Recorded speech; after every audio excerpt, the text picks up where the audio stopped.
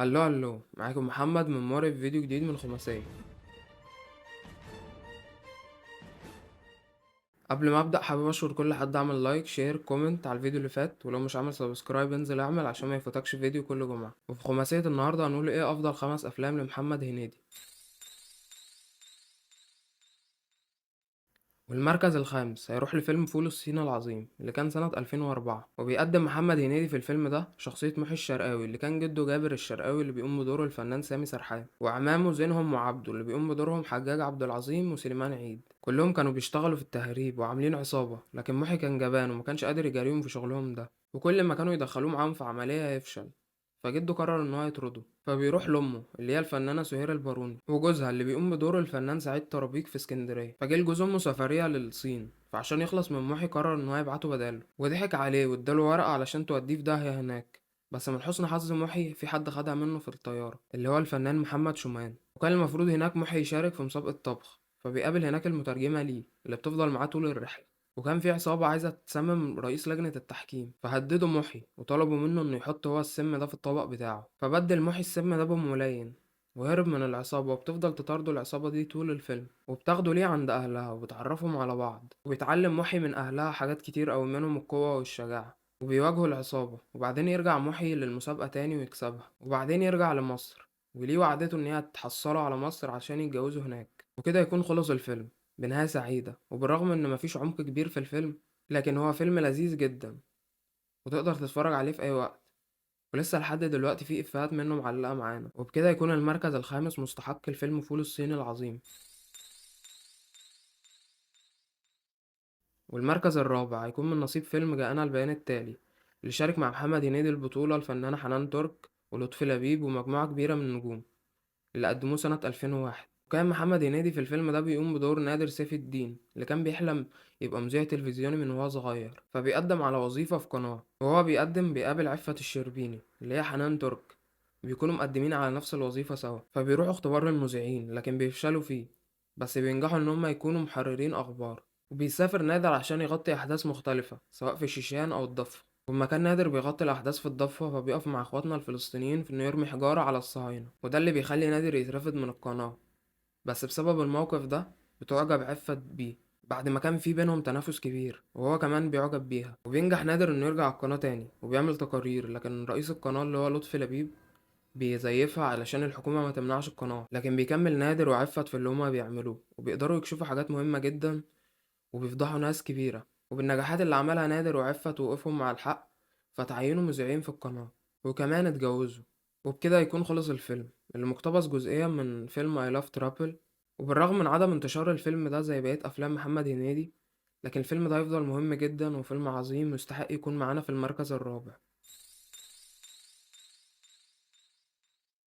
والمركز التالت هيكون من نصيب فيلم عسكر في المعسكر اللي قدمه محمد هنيدي سنة 2003، وبيشاركوا البطولة لقاء الخميسي ومجموعة من الفنانين منهم حسن حسني وماجد الكدواني وصلاح عبد الله. وكان بيقوم محمد هنيدي في الفيلم ده بدور خضر الجبالي اللي كان جندي في الأمن المركزي وعايش مع والده في الأقصر اللي هو الفنان حسن حسني الله يرحمه. وكان والده هربان من طار من غير ما خضر يعرف. وكان خضر بيحب سعدية اللي هي لقاء الخميسي، وقابل خضر متولي اللي كان بيقوم بدوره ماجد الكدواني، ويتصاحبوا على بعض عشان متولي كان جندي معاه في الأمن المركزي. بس لسوء حظ خضر، متولي ده يطلع ابن القتيل اللي ابو خضر قتله. بس متولي ما كانش يعرف ده لسه، وأما راح لخضر عشان يبارك له يوم فرحه، بيعرف خضر ان ده ابن القتيل اللي ابوه قتله. وبيخاف خضر وبيفتكر ان متولي كان جاي يقتله، وبيهرب هو وسعدية للقاهرة لخاله حسن اللي هو الفنان صلاح عبد الله. وخاله حسن ده كان عايش مع رقاصة اسمها كوريا. وطبعا متولي بيعرف ان ابو خضر هو اللي قتل ابوه. بتستمر احداث الفيلم بهروب خضر من متولي، وبيحصل مواقف كتير في الفيلم.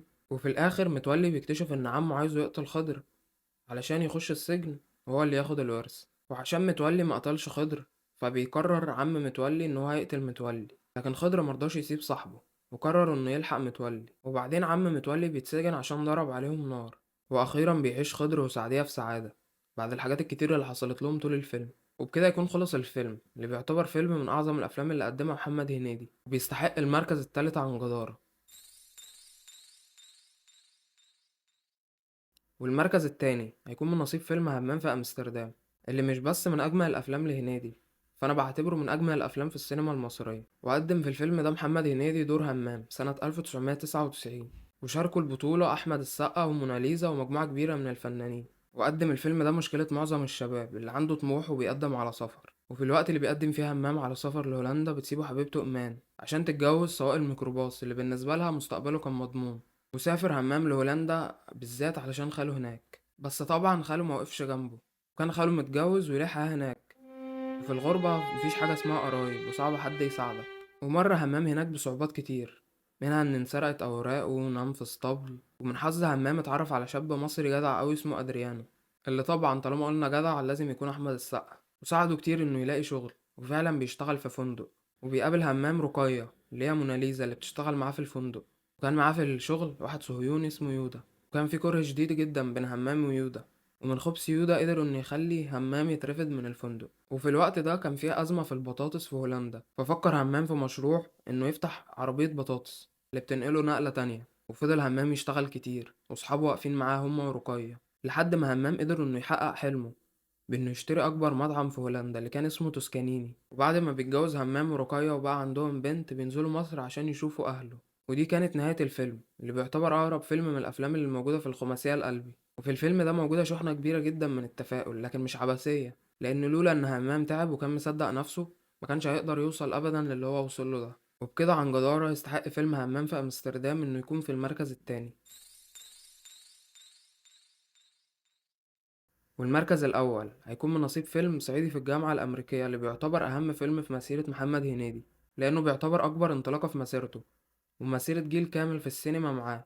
وقدم هنيدي الفيلم ده سنة 1998، وكان معاه مجموعة كبيرة من نجوم الشباب وقتها، منهم منى زكي وغادة عادل وأحمد السقا وطارق لطفي وفتحي عبد الوهاب وهاني رمزي، اللي بقوا كلهم نجوم صف أول دلوقتي. وبيقدم محمد هنيدي في الفيلم ده شخصية خلف الدهشوري اللي كان أول ثانوية عامة، فكسب جايزة إنه هيدخل الجامعة الأمريكية في القاهرة. فبيسافر خلف وبيقعد مع أصحابه في شقة حسين اللي هو طارق لطفي. وكان حسين بيشتغل جرسون وبيحب لمياء اللي هي سهام جلال. وكان معاهم في الشقة علي اللي هو أحمد السقا، وكان بيلحن وبيغني مع لمياء. وكانت أمنية جارتهم اللي هي أميرة فتحي بتحب حسين بس من غير ما تقوله. وبيتعرف خلف على شخصيات كتير مختلفة في الجامعة، ومن الشخصيات دي أحمد اللي كان بيقوم بدوره فتحي عبد الوهاب اللي ما كانش عاجبه الوضع السياسي، وعبلة اللي هي غادة عادل اللي أعجب بيها خلف من أول يوم، وسيادة اللي هي منى زكي، وهاشم اللي بيقوم بدوره هشام المليجي اللي دايما كان بيسقط في الجامعة. وسيادة أعجبت بخلف لكن هو دايما كان بيفكر في عبلة. واللي كان بيدرس لهم في الجامعة كان سراج اللي هو هاني رمزي اللي عبلة راحت ليه وما اهتمتش أبدا بخلف، وده اللي خلى خلف يتصدم. لكن سيادة وقفت جنبه، وخلف خلى أبوه يبعت له عربية من بلدهم. وبتدور الأحداث بين علي ولمياء وبيشوفهم حسين وبيطرد الكل من بيته. وأمنية بتتكلم مع حسين وبيعجب بيها هو كمان. وخلف بيبيع العربية بتاعته علشان يصرف من فلوسها بعد ما حياته بقت وحشة. وبيمر خلف بمواقف كتير بتخليه يركز في دراسته بعد ما حسين صالحه ورجعه البيت. وأبو خلف راح له القاهرة عشان يتكلم معاه، وده اللي خلى خلف يتفوق تاني في دراسته. وعرف خلف وصحابه إن سراج فاسد، ففضلوا وراه لحد ما رجع أمريكا تاني. وبينجحوا كلهم في آخر الفيلم. وبيعرف خلف سيادة على أبوه وبيقوله إنه بيحبها وعايز يتجوزها. وكده يكون خلص الفيلم اللي عمل نقلة كبيرة جدا في السينما المصرية كلها. وطبعا ما ننساش المشهد الأعظم في الفيلم وفي السينما المصرية كلها، وهما بيحرقوا علم الصهاينة. ويا ريت كلنا ندعي لاخواتنا الفلسطينيين في غزة، وكمان ما ننساش ندعي لاخواتنا السودانيين. وبكده يقدر يكون فيلم صعيدي في الجامعة الأمريكية المركز الأول في خماسيتنا، وإنه يبقى أفضل فيلم لمحمد هنيدي. الفيزا طلعت مضروبه، بدل ما اروح امستردام اروح ابو زعبل. بص يا حبيب المحلات، توسكانيني يا عيني على الاسم. توسكانيني ده من اشهر محلات الاكل في امستردام. ياك شايف تكون بتحلم تشتغل فيه. فشرة اشتغل وحياتك لا اشتريه كمان، هي الاحلام بفلوس. يا سلام. ايه مالك؟ يا ام بتعشى. وايه اللي مدهولك كده؟ اوعى يا تكون حكايه ايمان هي اللي مأثره فيك. ما تأثر، يعني هتأثر اكتر من كده. I need this book. You need it. هو انت اشتريتيه بقى؟ No. دقيقة واحدة. Why no? ثانك يو يا خالد، انت طيب قوي يا خالد، رومانسي قوي، فيك حاجه حلوه. والله كل الناس بتقول لي ابقى ماشي خلف فيك حاجة حلوة. انت داي ليه؟ يا حسين يا حسين، انت نسيت عملت فينا ايه؟ حاسب عشان دي شقة خالي، بلاش الكرسي ده عشان بتاع مين خالك ده؟ أنا شاكر يعني؟ ابعد يا عم ابعد. وكده هتكون خلصت خماسية النهاردة. استنوني في فيديو جديد كل جمعة. ولو عجبك الفيديو ما تنساش تعمل لايك وشير وكومنت وتقولي ترتيبك للخماسية دي وافكار الخماسيات جديدة. ولو عايز تشوفني تاني ما تنساش تعمل سبسكرايب. ولو حابب تشوف مقتطفات من حياتي الشخصية هتلاقي تحت لينك الانستجرام. وسلام.